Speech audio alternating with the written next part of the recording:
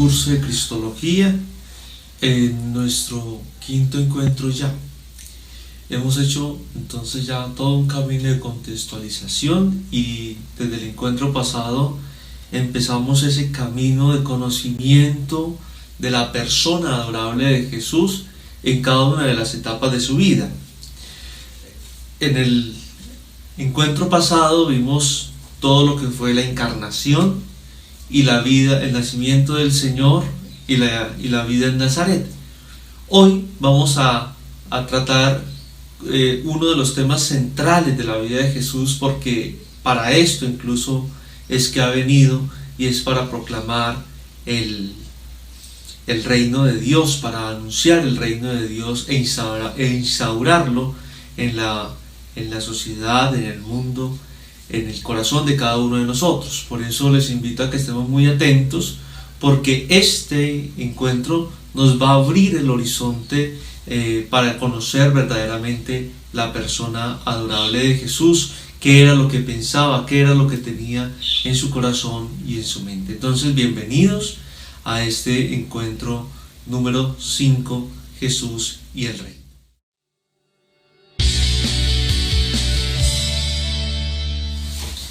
El Evangelio de San Marcos marca el contenido de la predicación y el mensaje de Jesús de la siguiente manera: el tiempo se ha cumplido, ha llegado el reino de Dios, convertíos y creed en el Evangelio.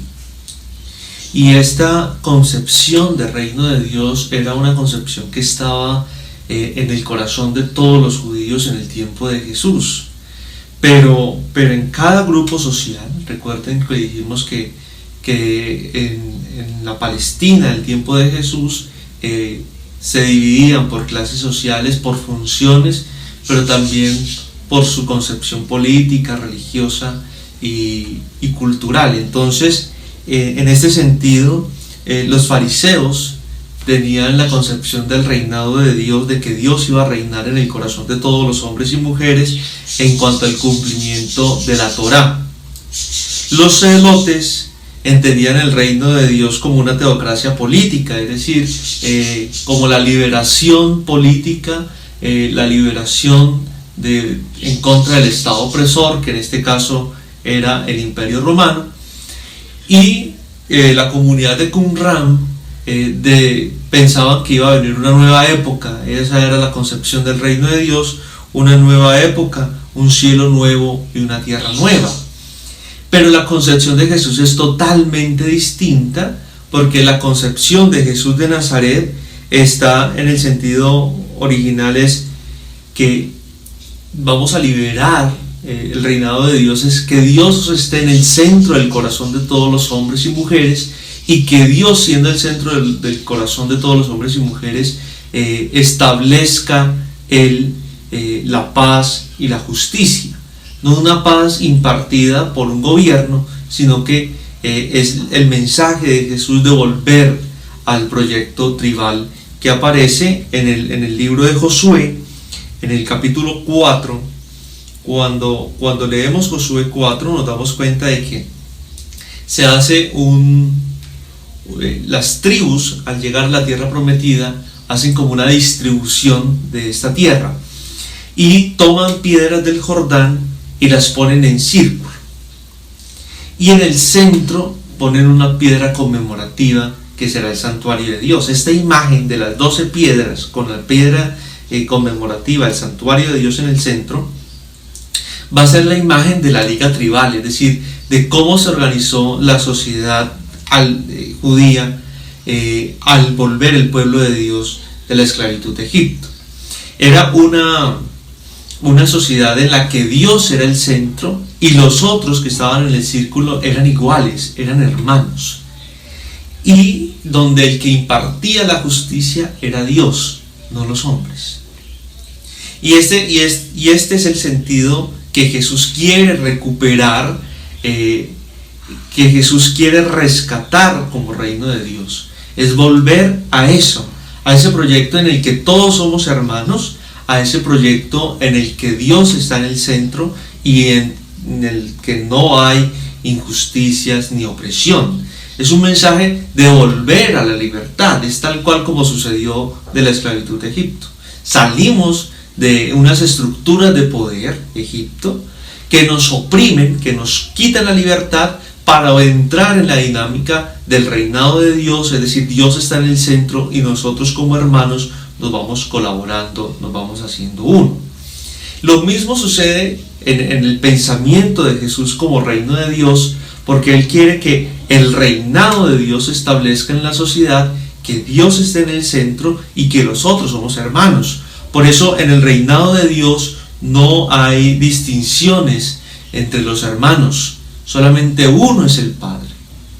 Y por eso Jesús dice, no llamen a uno maestros y a otros padres, solo uno es el Padre en el cielo, porque ese es el pensamiento que Él tiene, esa es la concepción que Él tiene del reino de Dios. Es la acción liberadora de Dios que llega a los pobres primero, pero que involucra a toda la sociedad. En el Evangelio de San Lucas, en el capítulo 4, que me parece que es un texto muy importante, porque el evangelista lo marca como el inicio de la predicación de Jesús. Capítulo 4, versos 16 y siguientes, dice que Jesús tomó el libro del profeta Isaías y desenrollando este libro leyó esto: el Espíritu del Señor está sobre mí porque me ha ungido para anunciar a los pobres la buena noticia, me ha enviado a proclamar la liberación a los cautivos, la vista a los ciegos, dar la libertad a los oprimidos y proclamar el año de gracia del Señor. Y esto es lo que causa conmoción en esa asamblea sinagogal, en esa reunión, en ese culto del sábado en Nazaret, porque Jesús establece, si bien lo que el pueblo de Dios tiene claro, es el reinado de Él en el corazón de todos los hombres y mujeres, pero es que aquí cuando Jesús dice que está leyendo, falta un versículo de ese texto de Isaías 61, y es el texto de tomar venganza de los enemigos. Jesús no lee esta parte. ¿Por qué? Porque el reino de Dios no es la violencia, el reino de Dios no es la opresión únicamente política, sino que es la opresión del corazón, es la opresión de las estructuras de poder las que están haciendo que el pueblo de Dios no reconozca su reinado. Y por eso Jesús va a entender el reino de Dios como una confrontación. Él va a utilizar el término de una guerra en dos bandos, en donde se combate, el reino de Dios va en contra de esas estructuras opresoras, de esas estructuras que quitan la libertad de la persona. Y Jesús entiende el reinado de Dios como la solución al reinado del diablo, de Satanás, que divide, que oprime. Por eso el reino de Dios tiene claro su posición frente al dinero. Primero, Dios, el reino de Dios y el dinero, porque el dinero da seguridades y el dinero oprime al hermano. El dinero roba y corroe el corazón humano. Por eso la radicalidad de Jesús al pedir la distinción entre el dinero, pero no como un desprecio a lo necesario. Eso es una cosa que nosotros tenemos que tener muy clara, porque nosotros creemos que la invitación de Jesús al rechazo por el dinero es el rechazo por las cosas terrenas y vivir como en la pobreza o en la miserableza absoluta. Eso no es, porque si al fin y al cabo lo interesante del reino de Dios es que quiere que Dios reinando dignifique la persona, y en este sentido pues es necesario en todo momento el tener los medios económicos para vivir dignamente. De lo que es contrario a Dios es que eso que es económicamente producto de la providencia de Dios, yo lo utilice para oprimir al hermano, o yo quiera acaparar y el hermano no tenga. Eso es la relación que pretende Jesús romper. Es decir, es una relación en la que el dinero no me posee, sino que vivo en nombre de Dios providente, que es Padre, pero que además el dinero no tiene dominio sobre mí, porque entonces estoy cayendo en esa esclavitud del pecado. Ahí la clave del desprendimiento es la capacidad de compartir todo para el bien común. Es decir, la relación, el cambio entre el reino de Satanás y el reino de Dios, el reinado de Dios, es que lo que yo poseo lo pongo en común. Así como sucedía en la liga tribal, la tierra se dividió según, en Josué aparece cómo dividieron la tierra prometida, y entonces la dividieron por las 12 familias, las 12 tribus, y pues al hermano que tenía más personas, a la tribu que tenía más habitantes, pues le dieron una mayor porción de tierra, y la tierra se convertía en esa posesión que era común. Por eso la tierra no se podía vender, porque era un bien común. No sucede lo mismo en nuestra sociedad. Pero entonces aquí la clave es que el dinero ya no me oprime, sino que el dinero yo hago uso de él para ponerlo todo en común. Lo segundo es que el reinado de Dios está en contra del prestigio, porque el prestigio me da también una seguridad social. En las sociedades, en la sociedad judía se vivía de eso. Bueno, aún todavía vivimos con la concepción de estratos sociales, o sea, estrato 1, estrato 6, estrato 50 o estrato 56, es decir, vivimos todavía en esa idea del prestigio, y así mismo lo califican a uno en la sociedad. Lo mismo sucede en el tiempo de Jesús, y lo que pretende Jesús es que, alejados del prestigio, podamos vivir la solidaridad humana, podamos vivir la igualdad de condiciones sociales. Allí entonces está fuerte la confrontación que siempre encontramos con los partidos políticos y religiosos del tiempo de Jesús, como los fariseos, los escribas, los saduceos, los celotes, que son una confrontación porque ellos tienen claras ellos están buscando esa estratificación social e incluso religiosa. Es decir, en el templo el oficio religioso tenía ese sentido también estratificado. Los pobres daban una ofrenda más pequeña, los ricos daban más, y el que pues diera la vaca más grande tenía más el favor de Dios. Esta concepción del prestigio es una concepción que oprime también a la persona, que quita la dignidad, y por eso Jesús de Nazaret lo que pretende es que el reino de Dios, cuando Dios reine en el corazón de todos, todos somos hermanos, todos tenemos igualdad. El mayor es el que sirve, es el que se hace pequeño para todos. Y aquí entonces ya surge la idea del reino de Dios como solidaridad, pero no solidaridad como la entendemos nosotros o como se pudo haber entendido en el tiempo de Jesús. Pues uno puede ser solidario con las personas que me quieren, y uno puede ser solidario para el bien y para el mal. En el reino de Dios no ocurre eso. El reino de Dios es una solidaridad sin intereses, donde la solidaridad lo que pretende es, bueno, ese término no aparece en el Evangelio, pero llamémoslo, utilicemos ese término que es como más cercano a nosotros, en donde la solidaridad se convierte en comunión. No es solidaridad con el que me hace el bien o el que me hace el mal.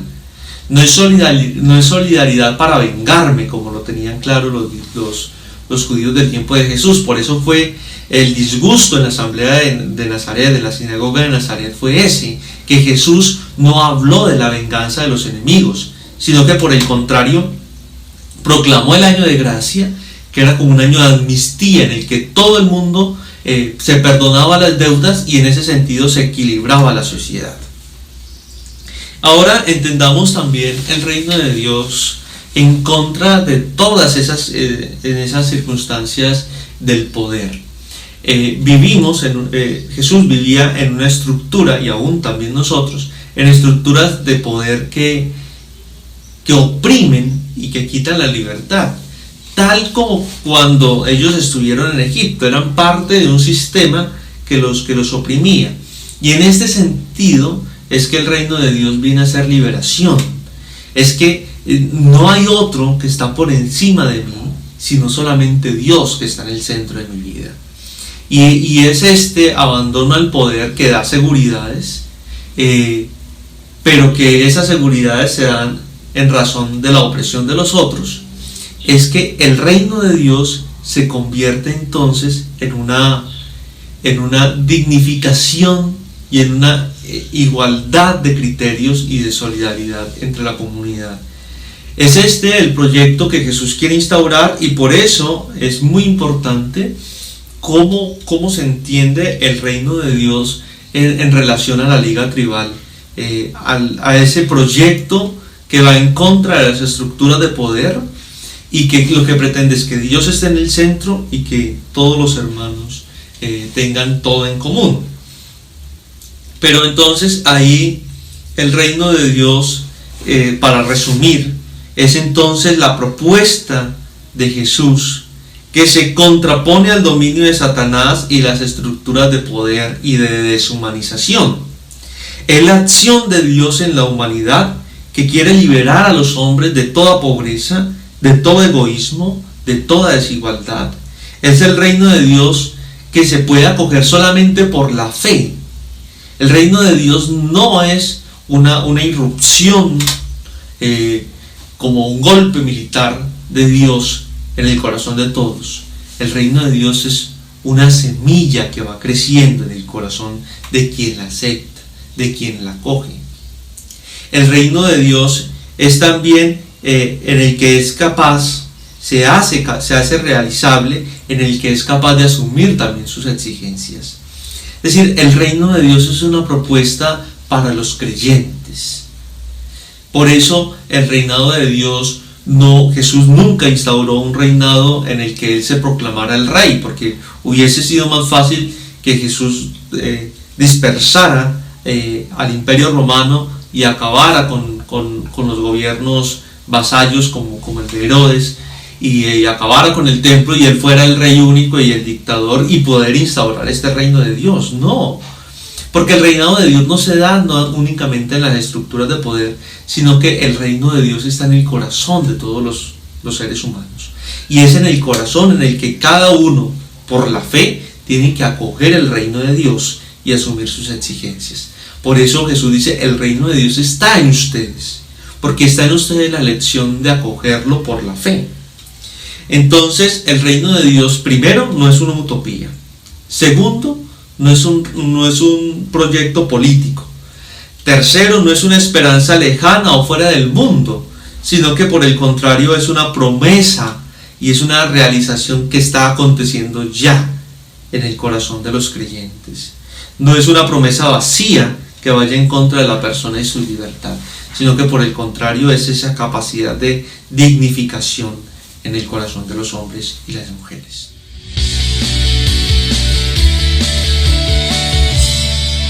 Bueno, vamos a hablar entonces ahora de las formas en las que Jesús predicó el reino de Dios. Principalmente lo va a hacer como en tres categorías. La primera es que la hace eligiendo unos discípulos.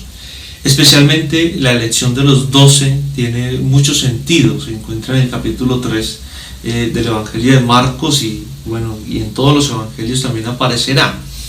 Y esto viene en relación a lo que hemos dicho del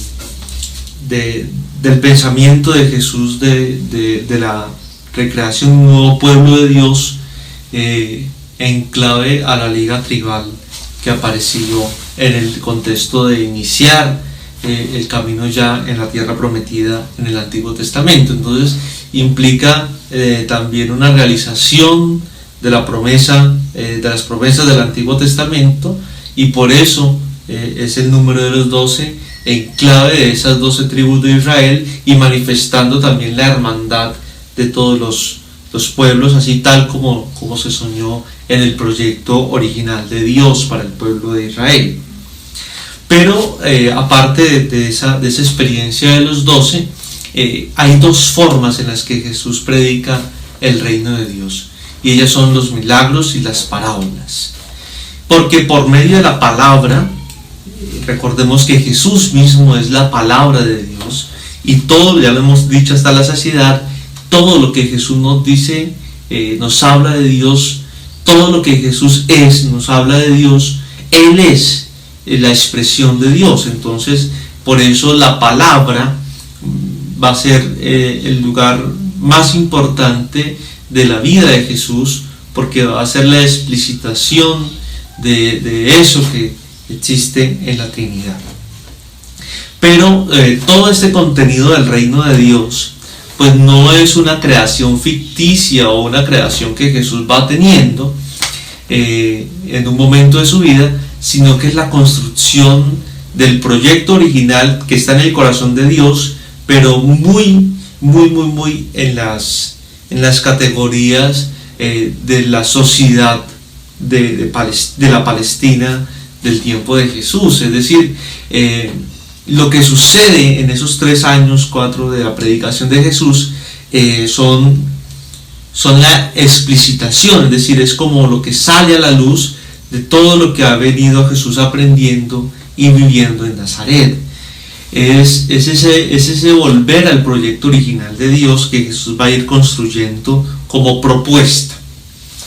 Y en esta clave de la propuesta y del contexto de la Palestina es que Jesús llega a la concepción de las parábolas que se van a convertir en la parte central de la predicación de Jesús, porque Jesús pocas veces se refiere únicamente al reino de Dios, y cuando se va a referir al reino de Dios, por lo general nunca dice el reino de Dios es esto. En muy pocas ocasiones, 1, 2, 3, Jesús va a decir el reino de Dios es así, el reino de Dios es esto. Casi que nunca podríamos decir que Jesús dice el reino de Dios es esto, claramente. No lo define, sino que siempre utiliza de las parábolas, se apropia de las parábolas para decir el reino de Dios se parece a tal cosa.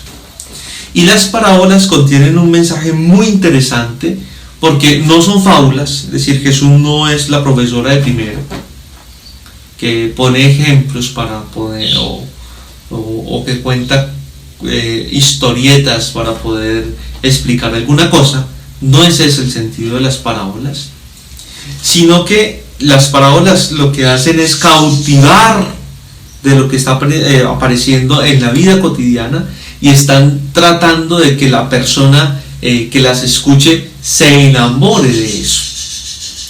Y Jesús, como es un predicador totalmente distinto, lo que hace es que primero su predicación, el objeto de su predicación, los destinatarios de su predicación van a ser los pobres, los sencillos, los campesinos, no aquellos que tienen el corazón y la mente en las estructuras de poder, porque no van a entender en primer lugar ese proyecto de Jesús, sino los pequeños, los que son oprimidos. Y esa es la clave, de abajo hacia arriba, como va surgiendo el reino de Dios. Por eso Jesús compara el reino de Dios con una semilla de mostaza, la más pequeña, y que va creciendo hasta hacerse grande, como la levadura, que es un trocito, un pedacito, espolvorear, y eso hace crecer. Es como la sal, que siendo poca, sala toda la comida. Ese es el sentido de que la predicación de Jesús se vaya a la gente sencilla, a la gente pobre y oprimida, porque primero ellos son los que tienen que ser liberados. Y en ese sentido, pues recordemos que Jesús era un campesino, y Jesús era un campesino del diario vivir, y ahí tiene, por ejemplo, cabida.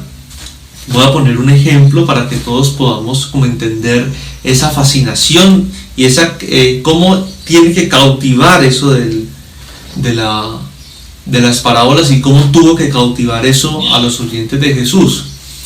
Jesús era un campesino, un artesano que seguramente trabajaba a diario, y el diario se pagaba con el denario. Entonces era muy común ver en las plazas o en los parques centrales la gente. Jesús seguramente tuvo que estar muchas veces allí sentado esperando que vinieran patrones para contratarlos, y los contrataban por un denario, por el pago del día. Por eso Jesús cuando dice que el reino de Dios se parece a unos trabajadores que estaban en la plaza y los encontró un patrón y los llamó y se ajustaron por un denario, y que a todos, el que llegó a las 8, el que llegó a las 12, el que llegó a las 3, el que llegó a las 5 de la tarde, a todos les dio un denario. Pues esto tenía que causar conmoción en esa gente que vivía el diario vivir, porque era decirles: Dios, que es el Padre, te invita, te hace una propuesta que es el reino de Dios, no importa en el lugar que te encuentres, no importa en la situación de vida que te encuentres, ven.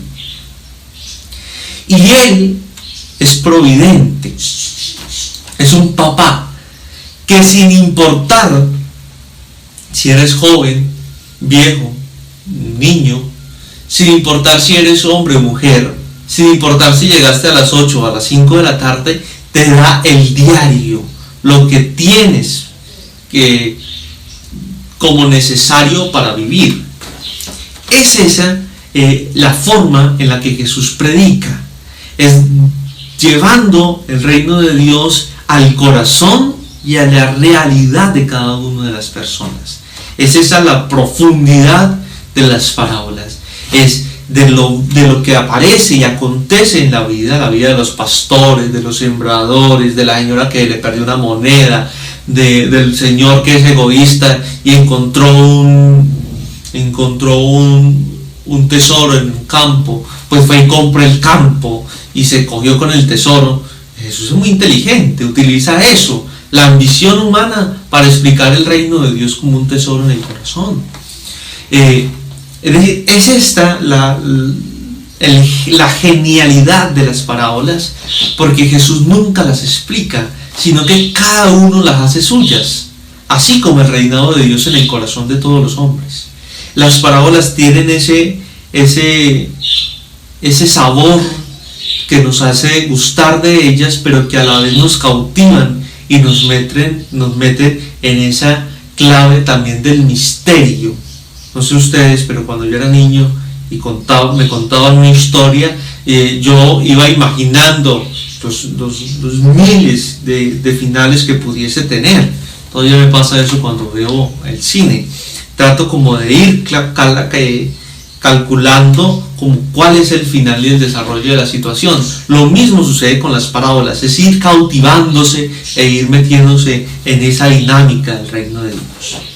Y otra forma que Jesús utiliza para predicar el reino de Dios y para instaurarlo son los milagros. Y bueno, frente a los milagros pues podríamos decir mil de cosas. En el Evangelio aparecen como asombros. Hay otros que ven los milagros como una obra de Satanás. Hay otros que ven los milagros como una palabrería. Todo eso aparece en el Evangelio, es decir, no es solamente una cosa del hoy. Pero las dificultades que nos da esto del milagro es que nosotros tenemos la concepción del milagro como unos hechos extraordinarios y violentos, y no es ese la clave de los milagros y las curaciones de Jesús, sino que los milagros se convierten en signos extraordinarios, que es totalmente distinto. No es Jesús un mago, no es Jesús un curandero, sino que es un hombre que obra signos extraordinarios para mostrar el poder de Dios. Y si se nota, y si notan ustedes, estos milagros nunca los hace frente a los poderosos. Cuando Jesús está siendo condenado, lo llevan a donde Herodes, y Herodes le pide que él haga un milagro para creerle, y él se niega a hacerlo, porque ellos no van a entender la acción del milagro. El signo del milagro es liberación, el signo del milagro es resucitar la dignidad de la persona, es volver digna la persona, como aquel hombre que tenía la mano tiesa y estaba en la sinagoga y estaba a un lado. Jesús, el milagro profundo es, lo pone en el centro y ahí lo sana. Es ponerlo en el centro, es darle nueva dignidad. Y esta es la clave de los milagros de Jesús. Entonces, el significado de los reinos de los milagros de Jesús tenemos que verlo en esa clave de liberación, de un signo del poder liberador de Dios para el que está pobre, para el que está oprimido por la enfermedad, por la muerte, por el pecado. Entonces, teológicamente podríamos pensar en los milagros como el cumplimiento de ese poder que fue manifestado y que fue prometido en el Antiguo Testamento. Además, aparecen como el signo del poder de Dios sobre el mal y sobre el demonio. Es el signo del señorío de Jesús, del señorío de Dios. Tercero, los milagros liberan al hombre que está atormentado por el pecado y por el mal. Significan una nueva creación. Es el obrar de Dios en la libertad del hombre y de la mujer y de todas las personas, en cuanto que han sido siempre oprimidas por el pecado desde el mismo momento del pecado original. Es un signo de fe, es un signo de acogida del reino de Dios. Dijimos que el reino de Dios solamente era posible en quien lo pudiese acoger con fe, y además solamente era posible en quien podía vivir sus exigencias. Por eso Jesús obra todos sus milagros en las personas que tienen fe, o en los contextos en los que encuentra fe. Obra milagros, por ejemplo, en el criado del centurión, por la fe del centurión. Entonces, los milagros son signos de la fe y signos de la acogida del reino de Dios.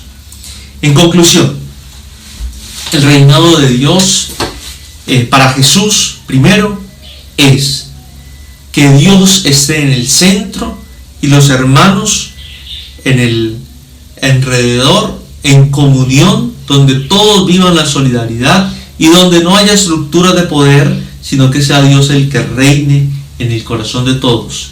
Es un mensaje liberador del pecado y del mal, muy al estilo de la sociedad tribal, el proyecto tribal que apareció cuando el pueblo de Israel llegó a la tierra prometida. Y en segundo lugar, el reino de Dios es el tiempo de gracia, es el tiempo en el que Dios está obrando, en el que Dios está salvando. Por eso el reino de Dios tiene carácter soteriológico. Es el reino de Dios que se está realizando, pero que tendrá su plenitud en la venida del Señor, en la resurrección. Por eso tiene carácter escatológico. Es un mensaje liberador que va ocurriendo en el corazón de los más pequeños y va surgiendo como una semilla de mostaza, y que es un mensaje que fue predicado con las palabras, especialmente con parábolas que cautivaban el corazón de los que lo oían, y lo iban introduciendo en ese misterio de Dios que reina en el corazón y en la sociedad. Y además fue predicado con signos, con milagros que demuestran el poder y la acción liberadora de Jesús. Esta es como la conclusión de todo esto que podríamos decir del reino de Dios. Quiero hacer una nota final. Nosotros siempre hemos entendido por la expresión del reino de los cielos, pues que el reinado de Dios está allá en otro lugar, en otra circunstancia, y lo está, pero también está aquí presente. Es decir, hay que vivir en esa doble dinámica del reino de Dios, como en la dinámica misma de Jesús de Nazaret. Lo vamos a ver en el siguiente encuentro cuando hablemos de la resurrección. Es la presencia de Dios en el hoy, pero también en la eternidad. Es la presencia del ahora, pero también en el después. Entonces es esa esperanza de una construcción que se está haciendo en el corazón de cada hombre, de cada mujer. Es poner a Dios en el centro, y cómo Dios va a ir obrando de manera plena hasta cuando nos podamos encontrar totalmente con Él.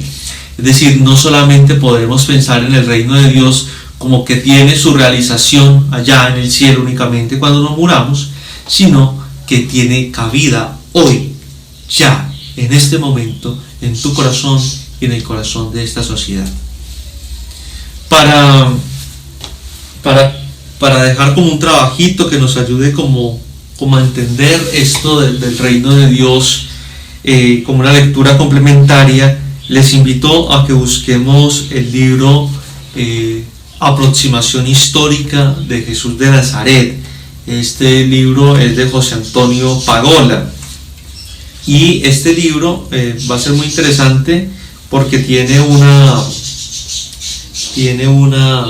apartado sobre el reinado de Dios. Entonces yo les invito a que leamos como trabajo complementario este comentario que hace este experto en la Sagrada Escritura, muy aterrizado también a nuestra sociedad y también a la sociedad de Jesús, sobre el reino de Dios. Entonces seguramente les pondré el link de la descarga, se encuentra por PDF en internet. Simplemente teclean a Jesús, aproximación histórica de José Antonio Pagola, y allí buscan ese apartado del reinado de Dios, y les aseguro que va a ser muy fascinante para cada uno de nosotros.